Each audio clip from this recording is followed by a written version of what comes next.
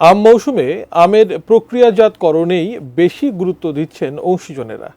প্রয়োজনীয় শিল্প কলকারখানা গড়ে তোলা গেলে শুধু চাঁপাইনবাবগঞ্জে উৎপাদিত আমজাত ও উপজাত পণ্যের 20,000 কোটি টাকার বাণিজ্য হবে বলে আশা তাদের। কর্মসংস্থান তৈরি হবে 40,000 মানুষের। চাঁপাইনবাবগঞ্জে প্রথমবারের মতো আয়োজিত আম সম্মেলনে উঠে আসে আম বাণিজ্যের সংকট ও সম্ভাবনার নানান তথ্য। মঙ্গলবার কানসাট রাজবাড়ী মাঠে ম্যাঙ্গো ডেভেলপমেন্ট ফোরামে আম সম্মেলন আয়োজন করে।